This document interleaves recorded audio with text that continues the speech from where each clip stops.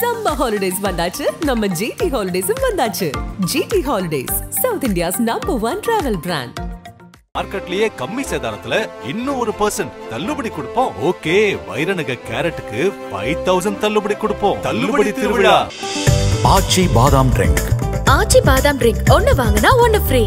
வடக்கு தெற்கு இதே பிரச்சனை மயிரா போச்சும்பாரு. ஆகவே இந்த கேசவனை பத்தி எல்லாம் பேசி நம்ம நேரத்தை வீணாக்க வேணாம். தமிழ்நாட்டிலே 2-3 தருதலைகள் இருக்கு. டே முட்டாளுங்களா, 2 விஷயம் புரிஞ்சுங்க. இந்தி என்பது ஒரு முகம், ஒரு முகமூடி. ஆனா உண்மையான முகம் என்பது RSS முகம் என்பது சமஸ்கிருதம். பாராளுமன்றத்தில் உரையாற்றுகின்ற பொழுது ஒரு ஒன்றிய அமைச்சருக்கு அடிப்படையில் குறைந்தபட்ச மனித நாகரிகம் வேணும். அதுக்கு அவர் மனுஷனா இருக்கணும். அன்சிவிலைஸ்ட் மேனர்ல ஒரு கட்சியை 24 மணி நேரமும் நடத்தி கொண்டிருக்கின்ற ஒரு தற்குறி தமிழக மக்களை கொச்சப்படுத்துது. மறுபடியும் ABVP RSS வளர்த்து விட்டால் அவர்கள் எவ்வளவு வன்மம் கொண்டவர்களாக இருப்பார்கள். அது திருப்பி அடிக்கிறாங்க தெரிஞ்ச உடனே டமால்ல காலில் விழுந்து மன்னிப்பு கேட்பாங்க. இது இவங்களுடைய பரம்பரை ரத்தத்தினுடைய அணுக்கூறு. இந்த தர்மேந்திர பிரதான் என்று சொல்லப்படுகின்ற நபர் மீது இந்திய தண்டனை சட்டம் பிரிவு 153A கீழே 5 வழக்குகள் இதுக்கு முன்னாடி பதிவாயிருக்கு. சமஸ்கிருதத்தை விட தமிழ் தான் பழமையான மொழின்னு மோடி பதிவு பண்ற ரிஷிகாந்த் துபே என்கின்ற ஒரு பாராளுமன்ற உறுப்பினர். ஆனால் அதற்கும் மூத்த மொழி சமஸ்கிருதம். இப்ப தேவையில்லாம பேச வேண்டிய நோக்கம் என்ன? தொடப்பத்திலே ரொம்ப காஸ்ட்லி பூந்தொடம். அது என் வீட்டில் இருக்கின்ற அழுக்குகளை துடைக்கின்ற அற்புதமான ஆயுதம். இதை கொண்டு போய் அவர்களுக்கு காட்டி நாம் அந்த துடைப்பத்தை கேவலப்படுத்த கூடாது. செருப்பு நம்மை சுமந்து செல்லுகின்ற வாகனம். எச்சில கூட வேஸ்ட் பண்ணாதீங்க. ஒன்னு சொல்லியிருப்பேன் பல நிகழ்ச்சிகளுக்கு முன்னால, டிஜிட்டலா காரி துப்புறதுன்னு ஒன்னு சொல்லியிருப்பேன்.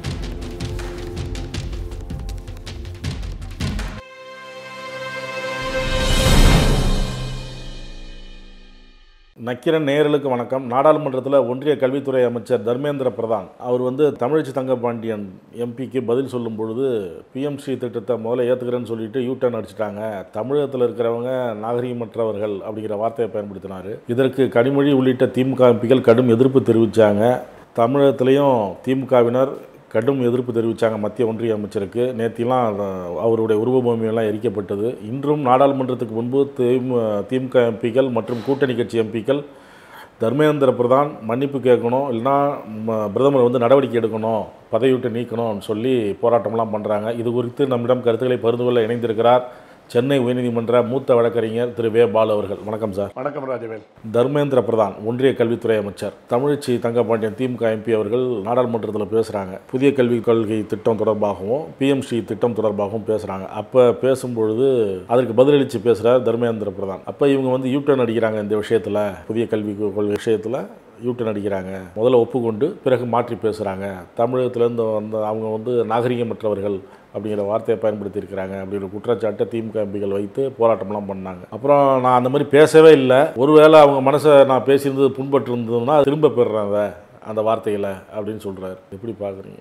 அதாவது பாரதிய ஜனதாவுக்கு ஒரு கலாச்சாரம் இருக்குது. குறிப்பாக அதில் முன்னிலை பெறுவதற்காக தங்கள் முகத்தை காட்டிக்கொள்வதற்காக சில அற்ப பிரிவுகள் எப்பொழுதும் அலைந்து கொண்டே இருக்கும். அது தமிழ்நாட்டில் தான் கொஞ்சம் நிறைய இருந்தது சமீபத்தில். அது மத்திய ஒன்றிய அமைச்சரவை வரைக்கும் நின்றிருக்கின்றது நேற்று பார்க்க வேண்டிய ஒரு சூழ்நிலை வந்தது. இந்த தர்மேந்திர பிரதான் என்று சொல்லப்படுகின்ற நபர் மீது ஏற்கனவே சமூக ஒற்றுமையை கெடுக்கின்ற விதமாக 2 குழுவினருக்கு எதிரே பகை மூட்டுவதற்காக பேசுகின்ற பேச்சின் காரணமாக முன்னால் இருந்த இந்திய தண்டனை சட்டம் பிரிவு 153A கீழே 5 வழக்குகள் இதுக்கு முன்னாடி பதிவாயிருக்கு. இந்த மாதிரி விரோதத்தை கக்கிற மாதிரி பேசுகிறதே இவங்களுக்கெல்லாம் வேலைன்றதுக்கு இது ஒரு உதாரணத்துக்காக சொல்கிறேன். நீங்கள் உள்ளே போய் தேடி பார்த்தீங்கன்னா பல அமைச்சருடைய குற்றப்பின்னணி வரிசையாக இருக்கும். குறிப்பாக இவருடைய குற்றப்பின்னணி இந்த பேச்சுக்களின் மூலமாக இதை போன்ற பேச்சுக்களுக்காக ஒரு 5 வழக்குகள் பெண்டிங்கில் இருக்குது. திராவிடத்தின் ஒரு கூறு என்று அறியப்படுகின்ற ஒடிசாவிலிருந்து வந்திருக்கின்ற இந்த மனிதரை வளர்த்து விட்டது ABVP. ABVPயும் RSSம் வளர்த்து விட்டால் அவர்கள் எவ்வளவு வன்மம் கொண்டவர்களாக இருப்பார்கள், வார்த்தைகளை விடுவதில் மிகுந்த தேர்ந்தவர்களாக இருப்பார்கள், வன்மத்தை தூண்டுவதில் வன்முறையை தூண்டுவதில் கவனமாக இருப்பாங்க. அது திருப்பி அடிக்கிறாங்க தெரிஞ்ச உடனே டமால்ல காலில் விழுந்து மன்னிப்பு கேட்பாங்க. இது இவங்களுடைய பரம்பரை ரத்தத்தினுடைய அணுக்கூறு. சாவர்கர்லேருந்து இது தொடரும். நான் என்ன சொல்கிறேன், ஒரு கருத்தை பற்றி பேசுகின்ற பொழுது பாராளுமன்றத்தில் உரையாற்றுகின்ற பொழுது ஒரு ஒன்றிய அமைச்சருக்கு அடிப்படையில் குறைந்தபட்ச மனித நாகரிகம் வேணும். அதுக்கு அவர் மனுஷனாக இருக்கணும். 2 வாரத்துக்கு முன்னாடி வந்து திமுக வளர்க்கறதே வந்து குறியா வச்சிருக்கிற பாரதிய ஜனதாவினுடைய அமைச்சர்கள்ல அவர் ஒருத்தர் வந்துட்டு நீங்கள் வந்து தமிழ்நாட்டில் வந்து இதை ஏற்றுக்கொள்ளவில்லை என்றால் உங்களுக்கு பணம் வராதுன்னு சொல்லி மிரட்டிட்டு போனவர். அதனுடைய தொடர்ச்சியாக பாராளுமன்றத்தில் உரை நடக்கின்ற பொழுது இப்போ திமுக இன்னொரு விஷயத்தை கையில் எடுக்கணும். அந்த 1976 சட்ட திருத்தத்தின் மூலமாக மாநிலங்களுடைய பட்டியலிலிருந்து பறிக்கப்பட்ட கல்வி என்பதை மறுபடியும் மாநிலங்களுக்கே திருப்பி தர வேண்டும் என்ற போராட்டத்தையும் திமுக முன்னெடுக்கணும். இப்போ இதுவரைக்கும் இந்த 7 மாநிலங்களுக்கு எழுதிய கடிதத்தை எல்லா மாநிலங்களுக்கும் எழுதி கல்வி என்பது ஒரு அடிப்படை உரிமை, தேவேந்திர பட்னாவிஸ் உள்பட மராட்டியம் தான் இங்கே முதன்மைப்படுத்த வேண்டும்னு பேசுகிறார். அது எல்லா மக்களுக்கும் பொருந்தும். உலகத்தில் இருக்கிற எந்த இடத்துக்கு நீங்கள் போய் கேட்டிங்கனாலும் தாய்மொழிக்கு தான் முக்கியத்துவம் கொடுக்கணுன்றது வந்து நம்முடைய வெங்கையா நாயுடு உள்பட பல பேர் பேசியிருக்கிறத பல நேரம் சொல்லிட்டோம். இதுக்கு வந்து ஒரு பாராளுமன்ற உறுப்பினர் கேள்வி எழுப்புகின்ற பொழுது இவங்க வந்தாங்க, ஒத்துக்கிட்டு போயிட்டாங்க, மறுபடியும் யூட்டர்ன் அடிக்கிறாங்கன்னு வந்து ஒரு ஒன்றிய அமைச்சர் சொல்கிறார். அதற்குண்டான தரவுகளை வந்து அவர் கொடுக்கணும். அல்லது அந்த தரவுகளை அவர் கொடுக்கவில்லை என்று சொன்னால் திமுக வந்து அதனுடைய நிலைப்பாட்டில் தெளிவாக இருக்கின்ற காரணத்தால் நாங்கள் எப்பொழுதும் ஒத்துக்கலைன்றது தெளிவாக சொல்லியாச்சு. அப்படி இருக்கும்போது இவங்க வராங்க, இங்கே வந்து ஒத்துக்கிறாங்க, கையெழுத்து போடணும்னு சொல்கிறாங்க, ஏன்ட்ட வந்து பேசினாங்க, மறுபடியும் வந்து மொழியை வைத்து தமிழ்நாட்டில் அரசியல் செய்து கொண்டு பிரிவினைவாதம் பேசுகிறார்கள்னு ஒரு பாராளுமன்றத்தில் பேசுகிறார். அதாவது தேச ஒற்றுமைக்கு எதிராக பிரிவினைவாதத்தை திமுக செய்து கொண்டிருக்கிறது, மாணவர்களை வைத்து அரசியல் செய்து கொண்டிருக்கிறது. ஆகவே அவர்கள் கலாச்சாரமற்றவர்கள், நாகரிகமற்றவர்கள், அன்சிவிலைஸ் என்கின்ற வார்த்தையை பயன்படுத்துவதற்கு ஒருவனுக்கு தடித்த நாக்கு இருக்கணும். அந்த தடித்த நாக்கு இருக்கிறதுக்கு காரணம் என்னன்னு கேட்டிங்கன்னா, மிக கீழ்நிலையிலேருந்து இப்படி கொண்டு வந்து ஒரு ஆளை உட்கார வச்சிங்கன்னா ஒன்று தொண்டனா போட்டு வச்சிருக்கணும், அல்லது வந்து இந்த ஏபிவிபிலாம் வளர்த்தா எப்படி இருக்குன்றது தமிழ்நாட்டிலே 2-3 தருதலைகள் இருக்கு. இதனுடைய அடிப்படையில் வந்து பேசிட்டு உடனே கனிமொழியை பார்த்து மற்ற பாராளுமன்ற உறுப்பினர்களை பார்த்து அந்த வார்த்தை உங்களை காயப்படுத்தும் என்று சொன்னால் அதை நான் வாபஸ் வாங்கிக்கிறேன்னு சொல்றார், பின்வாங்கிக் கொள்ளுகிறேன்னு சொல்றார், மறுபடியும் திரும்ப பெற்றுக் கொள்ளுகிறேன்னு சொல்றார். சொல்லிட்டு he again stands on the same stand. திமுக வந்து இந்த அரசியல் பண்ணுது, மாணவர்களை வைத்து ஏமாற்றிக் கொண்டிருக்கிறது என்ற வார்த்தையிலிருந்து அவர் இன்னும் பின்வாங்கவில்லை. அது தொடர்பான போராட்டம் தான் வந்து இன்னைக்கு வெடிச்சிருக்கு. இப்போ திமுக வந்து எந்த விதத்திலும் மக்கள் கைவிடக்கூடாது என்பதில் பாரதிய ஜனதா முன்னெடுத்து வேலையை செய்து கொண்டிருக்கிறது. அந்த விஷயத்தை பொறுத்த வரைக்கும் நம்ம ஒன்றியத்தில் இருக்கின்ற அத்தனை பாஜக தலைவர்களுக்கு வந்து நம்ம கடமைப்பட்டவர்கள். இப்போது நான் என்ன உதாரணம் சொல்கிறேன்னு கேட்டிங்கன்னா, ராஜஸ்தானில் வந்து ஒரு பிஜேபியினுடைய முதல்வர் வந்து பேசியிருக்காரு, எனக்கு உலகத்திலேயே மிக பிடித்த நடிகர் வந்து மோடி தான் அப்படின்னு நேற்று பேசியிருக்காரு. அதுக்கு காங்கிரஸ்லாம் கிண்டல் பண்ண உடனே ஆரம்பித்த உடனே என்ன சொல்லியிருக்காரு, அது வந்து கொஞ்சம் சரியாக புரிந்து கொள்ளப்படவில்லை, உலகத்திலேயே உங்களுக்கு மிக பிடித்த ஹீரோ யாருன்னு கேட்டதுக்கு நான் நரேந்திர மோடின்னு சொன்னேன், ஆகவே அதை வந்து நீங்கள் தவற ஆக்டர்னு எடுத்துக்கிட்டிங்கன்னு அவர் மழுப்பிட்டு இருக்காரு. நான் என்ன சொல்கிறேன், ஹீரோன்றதே ஒரு நடிகர் தானே. ஒரு நடிகர் வந்து எவ்வளோ திறம்பட நடிக்கிறான்றது அவங்களுடைய மாநிலத்தை சார்ந்த, அவர் ஆளுகின்ற மாநிலத்தை சார்ந்த, பாரதிய ஜனதா ஆளுகின்ற மாநிலத்தை சார்ந்த ஒரு முதல்வரே சொல்கிறார். அந்த மோடி கடந்த 2-3 வருஷங்களாக என்ன பேசிகிட்டு இருக்கார், தமிழ் என்பது உலகத்தினுடைய மிக பழமையான மொழி, அதை நாம் எல்லோரும் படிக்க வேண்டும், நான் கூட படிக்கிறேன் என்றதுக்கு வெட்கப்படுறேன் என்பதோடு நிறுத்தவில்லை, சமஸ்கிருதத்தை விட தமிழ்தான் பழமையான மொழின்னு வந்து மோடி பதிவு பண்ணுறார். மோடி பதிவு பண்ணதுக்கு பின்னாடியும் நேற்று பாராளுமன்றத்தை சார்ந்த நிஷிகாந்த் துபே என்கின்ற ஒரு பாராளுமன்ற உறுப்பினர் தமிழ் பழமையான மொழி என்பதில் 2வது கருத்தில்லை, ஆனால் அதற்கும் மூத்த மொழி சமஸ்கிருதம், இப்போ தேவையில்லாமல் வந்து பேச வேண்டிய நோக்கம் என்ன? அப்போ ஒரு பிரதமரை மீறி ஒரு பாராளுமன்ற உறுப்பினர் ஒரு கருத்தை தெரிவிக்கிறான். அப்போ இவங்களுடைய நோக்கமே என்னன்னு கேட்டிங்கன்னா, தினமும் ஒரு திரியை கொளுத்தி போட்டு தமிழ்நாட்டு மக்களை எப்பொழுதும் ஒரு கொதிநிலையில் வைத்திருக்க வேண்டும். அப்போ தமிழ்நாட்டு மக்கள் போராடிட்டு இருக்காங்க இல்லையா, போராடிட்டு இருக்கிறத பார்த்தா தமிழ்நாட்டு மக்களுக்கு வேறு வேலையே இல்லை, ஹிந்தி ஏற்றுக்கிட்டு இருப்பாங்கன்னு சொல்லி திசை திருப்பது, மடை மாற்றுவது, இந்த வேலையை செய்கிறான். இப்போ சமீப காலமாக பார்த்தீங்கன்னா, நான் சமீபத்தில் வந்து வெளிநாட்டுக்கு போனேன், அமெரிக்கா போகும்போது லுஃப்தான்சாவில் வந்து நீங்கள் ஏறி உட்கார்ந்தீங்கன்னா ஜெர்மனி போகிற வரைக்கும் ஆங்கிலம் அல்லாது, ஜெர்மனி அல்லாது, தமிழில் தான் வந்து அறிவிப்புகள் செய்யப்படுகிறது. அதே மாதிரி திருப்பி வரும்போது ஃப்ராங்க்ஃபர்ட்லேருந்து நீங்கள் சென்னை வந்தீங்கன்னா இந்த ஜெர்மன்லேயும் ஆங்கிலத்திலையும் தமிழிலும் அந்த அறிவிப்புகள் வருது, ஹிந்தி கூட கிடையாது, வரதில்லை. ஆனால் இந்தியாவுக்குள் பறக்கின்ற உள்நாட்டு விமானங்கள் ஏறினா கூட நீங்கள் என்ன பண்ணுறீங்க? இந்த இடத்துல ஒரு முக்கியமான கருத்தை நான் நிறைய வாட்டி நினச்சி மறந்து போயிட்டேன். இவங்க இந்தியை எப்படிலாம் திணிக்கிறாங்கன்றதுக்கு இன்னைக்கு சமூக ஊடகங்கள் சொல்கிறோம்ல, யூடியூப், இந்த யூடியூப் தான் பல பேருக்கு சோறு போட்டுக்கிட்டு இருக்கு. எந்த யூடியூப் நிகழ்ச்சியும் நீங்கள் போய் திறந்து பாருங்கள், இந்தி விளம்பரம் இல்லாமல் எந்த யூடியூப் நிகழ்ச்சியும் தொடங்குறதே கிடையாது. இந்த விளம்பரங்கள்லாம் யார் போடுறாங்கன்னு கேட்டிங்கன்னா, ஒரு யூடியூப் நிகழ்ச்சியை வந்து நீங்கள் அப்லோட் பண்ண பிற்பாடு யூடியூப் நிறைய கொடுக்குறான் பாருங்கள் விளம்பரம், கூகுள் மூலமாக விளம்பரங்கள் பாருங்கள், அது இந்தியை தவிர வேறு மொழிகளில் வருவதில்லை. அப்போ அவங்களுக்கு கொடுக்கப்பட்டிருக்கிற இன்ஸ்ட்ரக்ஷன் என்ன? இப்போ உதாரணத்துக்கு வந்து தனியார் தொலைபேசிகள் இருக்குது, ஏர்டெல் இருக்குது, வோடஃபோன் இருக்குது. இதெல்லாம் முதல் மொழியாக என்ன வருதுன்னு பாருங்கள். நீங்கள் எந்த என்கொயரி கேட்டிங்கனாலும் ஹிந்தியில் பேசுவான். பில்லு கட்டணும்னு சொன்னீங்கன்னா உங்களுக்கு எடுத்த உடனே ஹிந்தியில் பேசுவான். திருப்பி நான் ஹிந்தியில் பேச மாட்டேன்னு சொன்னீங்கன்னா உங்களுக்கு எந்த லாங்குவேஜில் பேசணும்னு கேட்டு பேசுவான். இப்படி அல்பத்தனமாக எந்தெந்த இண்டு இடுக்கு மூளை முடுக்கெல்லாம் இருக்கோ இதில் கொண்டாந்து இந்தியை நுழைச்சிக்கிட்டு இருக்கிற நீங்கள் என்ன பண்ணுறீங்க? நான் பல முறை பதிவு செய்து விட்டேன், இவர்களுடைய ஒற்றை நோக்கம் என்பது இந்தி அல்ல. இந்தியை வைத்துக்கொண்டு சமஸ்கிருதத்தை உள்ளே கொண்டு வருவது என்பதுதான் முக்கியமான வேலைன்னு சொன்னேன். அதை அன்றைக்கி இந்த பாராளுமன்ற உறுப்பினர் பேசிட்டானா, the cat is out of the bag, பூனைக்குட்டி வெளியில் வந்துருச்சா? அப்போ ஆர்எஸ்எஸ்னுடைய நோக்கம், பாரதிய ஜனதாவினுடைய நோக்கம், நாக்பூரினுடைய நோக்கம், இந்தியாவில் இருக்கிற எல்லா மொழியும் நீங்கள் தூக்கி மூலையில் போடுங்க. சமஸ்கிருதத்தை 10,000 பேர் பேசினாலும் பரவாயில்ல, எல்லா யூனிவர்சிட்டிலையும் கொண்டு வாங்க. அதற்கு எத்தனை 1000 கோடி பணத்தை வந்து எல்லா மாநிலத்திலிருந்து சுரண்டி, தெலுங்காரன் காசு கிடைச்சாலும் பரவாயில்ல, மலையாளத்துக்காரன் காசு கிடைச்சாலும் பரவாயில்ல, கன்னடத்துக்காரன் காசு கிடைச்சாலும் பரவாயில்ல, தமிழன் காசு கிடைச்சாலும் பரவாயில்ல, எல்லாத்தையும் வாங்கி சுருட்டி தொப்பையில் போட்டுக்கிட்டு சமஸ்கிருதத்துக்கு மட்டும் நீங்கள் வந்து பணத்தை செலவு பண்ணுங்க என்று சொல்லுகின்ற கீழ்த்தரமான, கேவலமான, அற்பத்தனமான, அசிங்கத்தனமான, ஆணவத்தனமான வேலையை வந்து ஒன்றிய அரசு தொடர்ந்து செஞ்சுக்கிட்டு இருக்கு.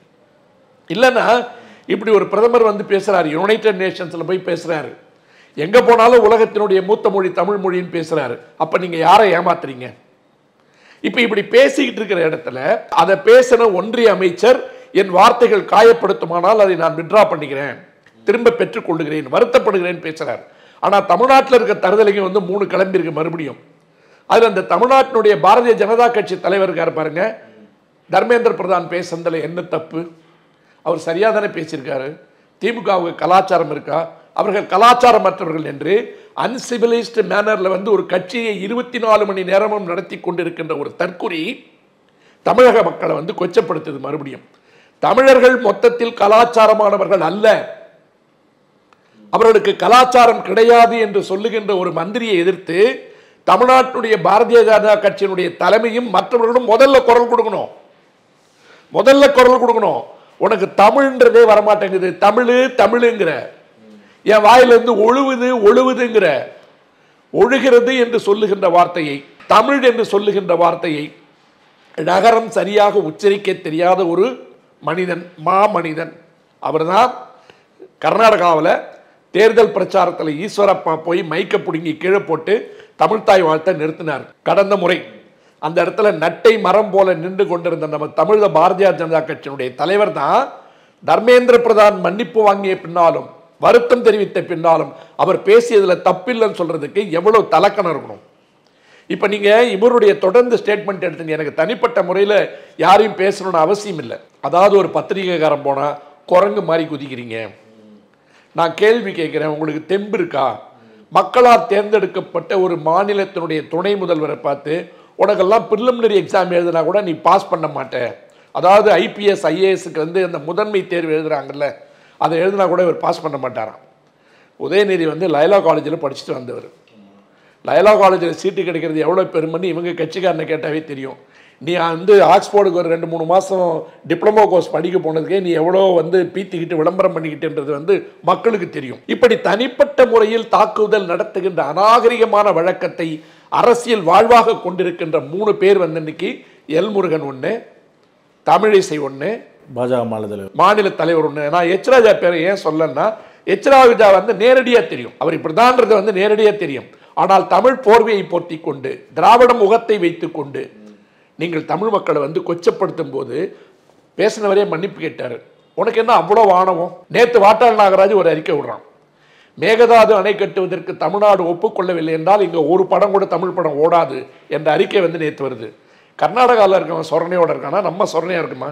அங்கே போய் நம்ம ப்ரௌடு கன்னடிகான்னு பேசினவன் நீ. இந்த அடிப்படையில் நம்ம பார்க்கும்போது இன்னைக்கு என்னன்னு கேட்டிங்கன்னா, மீண்டும் கல்வி என்பதை மாநில பட்டியலுக்கு ஒதுக்க வேண்டும் என்கின்ற போராட்டத்தை திராவிட முன்னேற்ற கழகம் முன்னின்று எடுத்து மற்ற மாநிலங்களுக்கு இதை கொண்டு போகணும். இல்லைன்னு சொன்னால் நீங்கள் இப்போ தான் நம்ம சமீபத்தில் வந்து ஒரு ஆய்வறிக்கை கொடுத்தோம். இரும்பு காலம் என்று அழைக்கப்படுகின்ற அயன் ஏஜ் 5000 ஆண்டுகளுக்கு முற்பட்டது.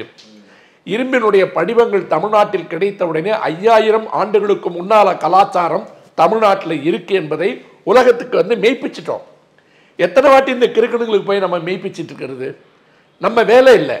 ஆனால் இந்த மாற்றாந்தாய் மனப்பான்மை என்பதை 24 மணி நேரமும் வைத்துக்கொண்டு இதையே ஒரு வேலையாக செய்து கொண்டு ஒட்டுமொத்த தமிழர்களை இந்தியாவிற்கு எதிரானவர்களாக காட்டுவதற்கு பூனை குட்டிகளை விட்டு ஆழம் பார்க்கிறது என்பதற்கு எடுத்துக்காட்டு தான் தர்மேந்திர பிரதாப்னுடைய ஸ்டேட்மெண்ட்.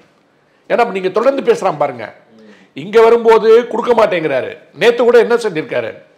நான் இந்த கருத்திலிருந்து பின்வாங்குகிறேனே ஒழிய எங்களுடைய நிலைப்பாட்டில் நாங்கள் உறுதியாக இருக்கிறோம். இன்னும் 15 நாளைக்குள்ள நீங்கள் கையெழுத்து போடலனா உங்களுக்கு பணம் வராது என்பதை மீண்டும் உறுதிப்பட பேசியிருக்காரு. அப்போ எங்கே நிற்குது தமிழ்நாடு என்றால் தினமும் அவர்களை போராட்டத்தில் தள்ளிவிட்டு தூண்டிவிட்டு அதை மொழியினுடைய அடிப்படையில் இவங்க பண்றாங்க. இவங்க இந்தியாவிற்கு எதிரானவர்கள், இவர்கள் இந்திக்கு எதிரானவர்கள். டே முட்டாளுங்களா, 2 விஷயம் புரிஞ்சுங்க. போன முறை நிகழ்ச்சியில் பதிவு பண்ணதான் இப்போ நான் பதிவு பண்ணுறேன். இந்தி என்பது ஒரு முகம், ஒரு முகமூடி. ஆனால் உண்மையான முகம் என்பது ஆர்எஸ்எஸ்னுடைய முகம் என்பது சமஸ்கிருதம். அதனால தான் சொன்னேன், இவ்வளோ செலவு பண்ணுறிய கோயில் உள்ளார கொண்டு வா, எங்களுக்கு வந்து எல்லாத்தையும் கொடு. அந்த மனு தர்மம் இருக்குல்ல, அந்த சமஸ்கிருதத்தில் இருக்கிறது எல்லாத்தையும் தமிழில் மொழிபெயர்த்து கொடு. நீ வர்ணாசிரமம் சொல்கிற இல்லை, அது என்ன இருக்கோ அதை தமிழில் மொழிபெயர்த்து கொடு. அரசாங்கத்தினுடைய செலவில் 22 அலுவல் மொழிகள்லேயே அதை டிரான்ஸ்லேட் பண்ணு, வெப்சைட்டில் போடு. நாங்கள் படிக்கிறோம், நாங்கள் கேள்வி கேட்குறோம், அப்புறம் பதில் சொல்லுங்க. அப்ப மறுபடியும் இன்னைக்கு ஒரு போராட்டத்தை தூண்டிவிட்டது ஒன்றிய அரசை ஒழிய தமிழ்நாடு அல்ல. தமிழ்நாடுன்றது வந்து அவங்க ஸ்டாண்டை வந்து சொல்லியாச்சு. இப்படி தொடர்ந்து பேசிக் கொண்டிருப்பதன் மூலமா நம்மள என்ன செய்யறாங்க கேட்டீங்கன்னா 24 மணி நேரமும் நம்மளை விழிப்புணர்வோட வச்சிருக்கணும்னு நினைக்கிறாங்க. உடனே இன்னைக்கு என்ன பண்ணுவான்? திமுக தேவையில்லாத போராட்டத்தை நடத்துது. இது திமுக மட்டும் நடத்த வேண்டிய போராட்டமா? தமிழ் உணர்வுள்ள எல்லோரும் நடத்த வேண்டிய போராட்டம், எல்லா கட்சியும் நடத்த வேண்டிய போராட்டம். அதிமுக உள்பட, நாம் தமிழர் உள்பட, தாவேகா உள்பட. என்ன பண்றீங்க எல்லாரும்? ஒரே ஒரு அறிக்கை கூட இல்லை. அப்ப கர்நாடகா என்பது எப்படி ஒரு நிலைப்பாட்டில் ஒரு குரல்ல உறுதியா இருக்கு? தமிழ்நாட்டை எப்படி பிரிக்கிறான்? முதல்ல தமிழர்களை வச்சு தமிழர்களை பிரிக்கிறான். அதுக்கு பிற்பாடு தமிழை இந்தியாவிலிருந்து பிரிக்கிறான். தமிழனை விரோதியா காட்டுறான். நீ சமஸ்கிருதத்தை என்பதை எல்லா யூனிவர்சிட்டிலையும் கட்டாய பாடம் சொல்ற. நாங்க வந்து இங்க பிறந்த பிள்ளைக்கு அடிப்படையிலிருந்து தமிழ் வேணும்னு கேட்டுக்கிட்டு இருக்கோம். வேற்றுமொழியை கொண்டு வந்து எங்களுடைய பொதுமொழியாக்குகின்ற நேரத்தில் எங்களுடைய தாய்மொழியை வந்து நாங்கள் தவிக்க விட மாட்டோம்னு சொல்றதுதான் நம்முடைய கோட்பாடு.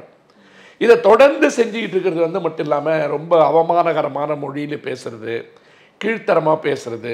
இப்போ ஒருத்தனை வந்து இவங்களை நம்ம எப்படி சொல்லணும்னு கேட்டிங்கன்னா, இவங்க மானம் கெட்டவங்க, சூடு கெட்டவங்க, சொர்ணம் கெட்டவங்க, அசிங்கமானவங்க, கேவலமானவங்க, மட்டமானவங்க, மண்டகணம் பிடிச்சவங்க, என்ன அகற்றப்பட வேண்டிய கசடு எல்லாம் சொல்லிடலாம் வரிசையாக.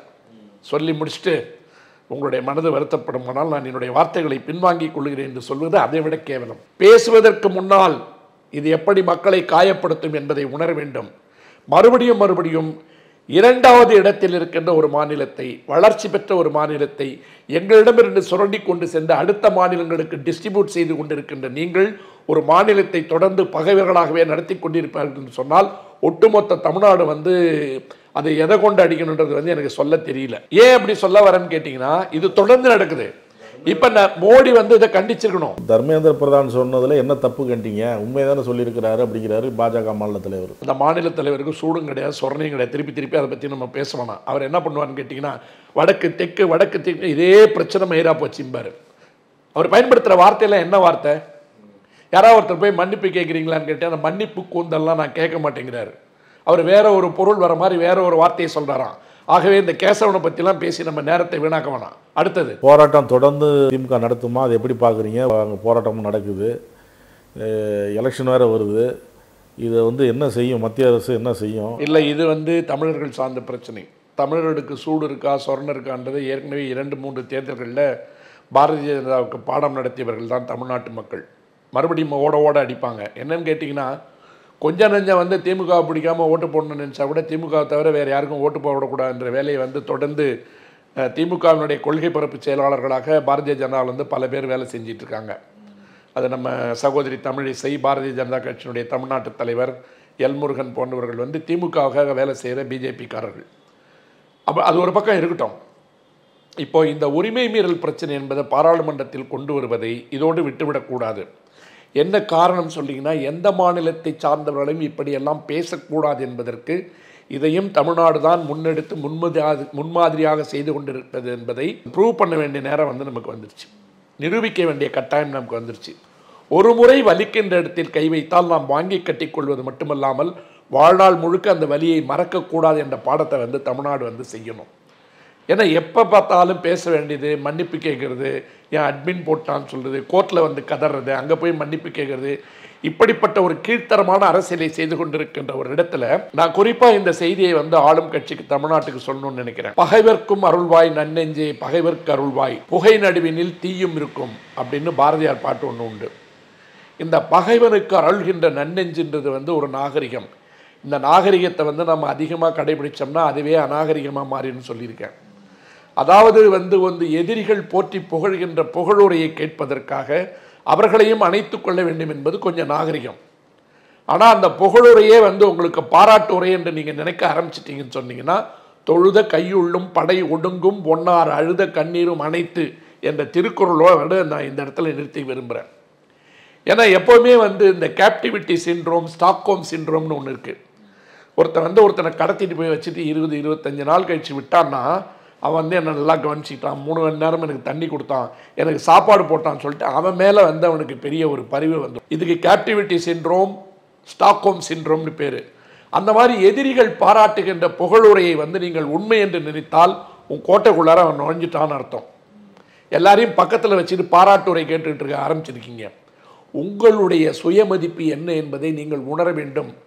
இரத்தமாகவும் சதையாகவும் மரபணு கூறாகவும் எலும்போடும் தோளோடும் குருதியினுடைய ஒவ்வொரு ஓட்டத்தோடும் இந்த கட்சியை வளர்த்து கொண்டிருப்பவர்கள் தொண்டர்கள், கீழ்மட்ட தொண்டர்கள், அடிநிலையில் இருக்கின்ற தொண்டர்கள். அவனை மறந்துட்டு வந்து எந்த கட்சியும் வளர்ந்ததா வாழ்ந்ததா வரலாறு கிடையாது. அவர்களுக்குண்டான வெளிச்சம் என்னன்றதை பார்க்கணும். அவர்களை எந்த விதத்தில் பயன்படுத்திக்கிறதுன்னு பார்க்கணும். அந்த தொண்டன் தான் ஒரு கட்சியினுடைய முதுகெலும்பு, நாடி, நரம்பு, ரத்தம். நீங்கள் ஆளுங்கட்சியில் இருக்கும்போது உங்ககிட்ட வேலை ஆகணும்னா உங்கள் மேடையிலையும் உட்காருவான், எதிரி மேடையிலையும் போய் உட்காருவான், எல்லா இடத்துலையும் உட்காருவான். ஒரு நாளைக்கு வந்து உங்களை ஊதுகுழல்மா இவங்கெல்லாம் நல்லா ஊதுவாங்கம்மா, அப்புறம் மறுநாள் வந்து மேடையில் ஏறிட்டு உங்களை புகழ்ந்து ஊதுவான். ரெண்டுக்கும் உள்ள இருக்கின்ற நிற வேறுபாடு என்பதில் சுருதி வேறுபாடு என்னன்றதை உணரணும். இதை உணர்வதற்கு நீங்கள் தவறுவீர்கள் என்று சொன்னால் நீங்கள் உங்களை நீங்களே ஏமாற்றிக் கொள்ளுகின்ற ஒரு இடத்துக்கு வந்துட்டீங்கன்னு அர்த்தம். இன்னைக்கு ஏன் திமுக மட்டும் ஒட்டுமொத்த இந்தியாவும் வரசி பார்க்குது? மொழியினுடைய அடிப்படையில் இல்லை. என்ன செய்தாலும் பிரதமர் மோடியே கஜினி முகமது போல பல வேஷத்தை போட்டுட்டு போனா கூட ஒரு தொகுதியை கூட பிச்சையா கொடுக்க மாட்டேங்கிறான் தமிழ்நாட்டில் வந்து மற்ற இந்தியாவில இருந்து யோசிக்கிறான். பிடிஆர் பழனிவேல்ராஜன் போல பல செய்திகளை வந்து தமிழ்நாடு வந்து இன்றைக்கு மற்ற மாநிலங்களுக்கு கடத்திக்கிட்டு இருக்கு. நான்லாம் தனி மனுஷனா ஏன் 4 வருஷமா தொடர்ந்து பேசிட்டு இருக்கேன். உங்களிடமிருந்து எந்த எதிர்பார்ப்பும் எனக்கு கிடையாது. நான் தமிழனாக, சொரணை உள்ளவனாக, மானம் உள்ளவனாக, சுயமரியாதை உள்ளவனாக மடிந்து போவதில் விருப்பம் உள்ளவன். நீங்கள் மேலே இருப்பது என்பது எங்களுடைய அடையாளம். எங்களை பிரதிபலிக்கின்ற நீங்கள் பகைவர்க்கும் அருள்வாய் நன்னெஞ்சே என்பதை எந்த இடத்தில் நிறுத்த வேண்டும் என்பதை தெரிந்து கொள்ள வேண்டும். எங்களுக்கு புரிய மாட்டேங்குது. உங்களுக்கு எதிரி யாருன்றது எங்களுக்கு தெரியல. இப்போ இதை போன்ற ஒரு சிக்கலில் ஒரு சூழல்ல பல இடங்களில் வந்து இப்படி வந்து பல விஷக்கிருமிகள் இருக்கிற ஒரு இடத்துல நாம் நம்மை தக்க வைத்துக் கொள்வது என்பது திராவிட முன்னேற்ற கழகத்தினுடைய ஆட்சி மட்டும் அல்ல, திமுகவினுடைய ஆட்சி தொடர்தல் என்பது மட்டும் அல்ல. தமிழர்கள் இனிமேல் வருங்காலத்தில் வர இருக்கின்ற தலைமுறை தனித்தன்மையோடு, சுயமரியாதையோடு, பண்பாட்டோடு, கலாச்சாரத்தோடு, மொழியோடு அடையாளப்படுத்தப்படுகிறார்களா, அல்லது வேறொரு போர்வையை பொருத்தி வேறொரு முகத்தை கொண்டு வந்து உங்களுக்கு பொருத்தி உங்களை ஒட்டுமொத்த சூழலில் கொண்டு போய் அனாதைகளாக நிறுத்தப் போகிறீர்களா? இதுதான் கேள்வி, முக்கியமான கேள்வி. இதைத்தான் திராவிட முன்னேற்ற கழகம் தொடர்ந்து கையில் எடுக்கணும். இன்னைக்கு முதல்வர் வந்து பேசிட்டு இருக்கிறது எல்லாமே நான் வரவேற்றுக் கொண்டிருக்கிறேன். இந்தியாவிற்கு பல செய்திகளை சொல்றீங்க, இந்தியாவிற்கே அடையாளமாக நிற்கிறீர்கள். இந்த போராட்டத்தையும் கையில் எடுக்கணும். கல்வி மீண்டும் மாநில பட்டியலுக்கு வர வேண்டும், இந்த போராட்டமும் வரணும். கல்வி என்பது அடிப்படை உரிமை. அதை வச்சு எப்படி ஒருத்தவங்களை பிளாக்மெயில் பண்ண முடியும்? எல்லாவற்றையும் பார்க்கும்போது தொடர்ந்து அவங்க வந்து பேசிட்டு இருக்கட்டும், எவ்வளோ வேண்டாலும் அவமானப்படுத்திட்டோம். நம்ம வந்து சொல்லுவோம், தமிழ்நாட்டில் வந்து ஒரு வழக்கு உண்டு தெரியுமா, 3-4 சொல்லுவான். என்ன சொல்லுங்க, யார் அப்படி பேசினாலும் செருப்பால் அடிக்கணும், தொடப்பத்தால் அடிக்கணும், முறத்தால் அடிக்கணும், எச்சி துப்பணும்பா. நான் இதை என்னைக்காவது வரவேற்று பேசியே இருக்க மாட்டேன். அதுக்கு நான் விளக்கம் சொல்லியிருப்பேன். தொடப்பத்திலே ரொம்ப காஸ்ட்லி வந்து பூந்தொடப்பம், தென்னந்தொடப்பத்தை விட விலை அதிகம். அது என் வீட்டில் இருக்கின்ற அழுக்குகளை துடைக்கின்ற அற்புதமான ஆயுதம். இதை கொண்டு போய் அவர்களுக்கு காட்டி நாம் வந்து அந்த துடைப்பத்தை கேவலப்படுத்தக்கூடாது. முறம் என்பது கையில் இருக்கின்ற பொழுது பெண்ணை நோக்கி எது எதிர்கொண்டு வந்தாலும் அது அவள் கையில் இருக்கின்ற அந்த ஆயுதத்தை அந்த நேரத்தில் பயன்படுத்துகின்ற ஒன்று. அதனால முறத்தையும் வந்து நம்ம வந்து இன்னொன்று, முறம் வந்து களத்தில் கிடைக்கின்ற அத்தனையும் ஒன்றாக கூட்டி கொண்டு வந்து கொடுக்கின்ற ஒரு சாதனம் இல்லையா? அதை எப்படி நம்ம கொச்சப்படுத்த முடியும்? செருப்பு நம்மை சுமந்து செல்லுகின்ற வாகனம், இதையும் சொல்லக்கூடாது. பல முறை சொல்லியிருக்கேன். எச்சில் கூட வேஸ்ட் பண்ணாதீங்கன்னு. ஏனென்றால் நாம் உண்ணுகின்ற அத்தனை உணவையும் எச்சில் தான் செரிச்சு உள்ளே அனுப்பி நம்மளை மனிதர்களாக வாழ வைத்து கொண்டிருக்கிறது. ஒன்று சொல்லியிருப்பேன் பல நிகழ்ச்சிகளுக்கு முன்னால், டிஜிட்டலாக காரி துப்புறதுன்னு ஒன்று சொல்லியிருப்பேன். அந்த டிஜிட்டலாக காரி துப்புறது என்னன்னு கேட்டிங்கன்னா, எச்சிலை வேஸ்ட் பண்ணாதீங்க. இதை போன்ற எதிரிகளை பார்க்கின்ற பொழுது, இதை போன்ற துரோகிகளை பார்க்கின்ற பொழுது நமது மனதிற்குள் உருவாகின்ற ஒன்று வன்மமாக இல்லாமல், வெறுப்பாக இல்லாமல், வன்முறையாக இல்லாமல், இவர்களையெல்லாம் எப்படி இழிபிரிவுகளாக பார்த்து கொண்டு நம்மை நாம் உயர்ந்தவர்களாக நடத்தி கொள்ள வேண்டும் என்பதற்கு தான் டிஜிட்டலாக காரி துப்புறதுன்னு சொல்லுவேன். எந்த தேர்தல் வந்தாலும் அல்லது இதை போன்ற சந்தர்ப்பங்கள் வந்தாலும் கூட அப்படின்னு சொல்கிறோம் இல்லையா, அது வந்து அந்த மனதிற்குள் வந்து போகின்ற எழுச்சியாகவும் உணர்வாகவும் இருக்கின்ற வரையில் அது ரொம்ப நாகரிகமாகவே இருக்கும். அந்த நயத்தக்க நாகரிகம் நான் சொல்றதுக்கு காரணம் என்னன்னு கேட்டிங்கன்னா, நமது அரசியல் பகைவர்கள் நம்மை தூண்டி விடுவார்கள், நம்மை வன்முறைக்கு ஆளாக்குவதற்கு முயற்சித்து கொண்டே இருப்பார்கள். அதற்கு நமக்குள் வைத்தே, நமது ஆட்களை வைத்தே ஆயுதம் தயாரிப்பார்கள். இதற்கு எந்த இடத்திலும் இடம் கொடுத்து விடாமல் இந்த கொள்கை நிலைப்பாட்டில், கோட்பாடுகளில், தத்துவங்களில், சுயமரியாதைகளில் உறுதியாக நிற்கின்றவரை எந்த பிரதம மந்திரியாக இருந்தாலும், குடியரசுத் தலைவராக இருந்தாலும், மத்தியில் வந்து வருகின்ற எந்த அமைச்சராக இருந்தாலும் தமிழ்நாட்டை சீண்டி கூட பார்க்க முடியாது. இந்த தொகுதி மறு வரையறை இருக்கு பாருங்க, அதில் ஒட்டுமொத்த தமிழ்நாட்டையும் ஒதுக்குறதுக்கு மட்டும் இல்லாமல் தென் மாநிலங்களை ஒதுக்குறதுக்கு தான் இவ்வளோ வேலை நடக்குதுன்னு சொன்னேன். அது மற்ற மாநிலங்களுக்கு வந்து அந்த தீ பரவி கொண்டிருக்கிறது. அவர்கள் உணர்கின்ற நேரத்தில் அவர்கள் நம்மை தேடி வந்து ஒன்று சேர்வார்கள். அது வரைக்கும் இதை போன்ற இடங்களில் நாம் நம்மை விட்டு கொடுக்காமல், பகைவர்களுடைய புகழுரைகளில் மயங்கி விடாமல், இந்த இயக்கத்தில் இருக்கின்ற தொண்டர்களை மதித்து, ஒட்டுமொத்த தமிழர்களை மதித்து, இங்கே இருக்கின்ற அனைத்து கட்சி தலைவர்களையும் அரவணைத்து கொண்டு ஒட்டுமொத்த தமிழ்நாட்டிற்குண்டான போராட்டத்தை முன்னெடுக்க வேண்டிய நேரத்தில் திராவிட முன்னேற்ற கழகம் சரியாகவே சென்று கொண்டிருக்கிறது. ஆனால் கொஞ்சம் கூட சறுக்கிவிடக்கூடாது என்கின்ற எச்சரிக்கை மணி தான் அடிச்சிருக்கேன். கடந்த முறை இந்த முறையும் இந்தியாவுக்கே வழிகாட்டுற மாதிரி சில முன்னெடுப்புகள்லாம் செய்கிறாரு தமிழ்நாடு முதலமைச்சர் மு க ஸ்டாலின் அப்படிலாம் சொன்னீங்க. திமுக அந்த பணிகளை தீவிரமாக செய்யுது. இப்போ மற்ற மாநிலம் தமிழ்நாடை உற்று நோக்குது, இவர் எடுத்த முன்னெடுப்புகளை கவனம் பெறுது அப்படின்னு சொல்லியிருக்கீங்க. முதலமைச்சரே அதை சொல்கிறார் அந்த எம்பிக்கள் கூட்டத்தில். அவங்களும் தொகுதி மறுசீரமைப்பு தொடர்பாக ஒவ்வொரு மாநிலத்திற்கும் அமைச்சர்கள் பிரித்து அனுப்புகிறார். இந்த தொகுதி மறுசீரமைப்பு வந்தால் என்ன பாதிப்பு ஏற்படும் அப்படிங்கிற மாதிரிலாம் அனுப்புகிறார். அதே போல் திமுக தொண்டர்களையும் அரவணைச்சு இதே நேர்கோட்டில் போயிட்டார் அப்படின்னா திமுக இன்னும் வலிமை அடையும் அப்படிங்கிற கருத்தையும் சொல்லியிருக்கீங்க. கண்டிப்பாக அது செய்வாங்கன்னு நினைக்கிறோம். கருத்துக்களை பகிர்ந்து கொண்டதற்கு நன்றி. வணக்கம். வாழ்க தமிழ்நாடு. நக்கீரன் டிவிக்கு சப்ஸ்கிரைப் செய்யுங்கள். உங்கள் ஆதரவே எங்கள் பலம். ஆசிரியர்களுக்கு நண்பனாகவும் மாணவர்களுக்கு ஆசானாகவும் திகழும் தேர்வு வழிகாட்டி. ஒவ்வொரு பாடத்திற்கும் அனுபவமிக்க ஆசிரியர்களின் துல்லியமான தெளிவான விடைகள். CNC இருக்கு, தேர்வு பயம் எதற்கு? இது தீரன் பப்ளிஷிங் ஹவுஸ் விற்பனை வெளியீடு.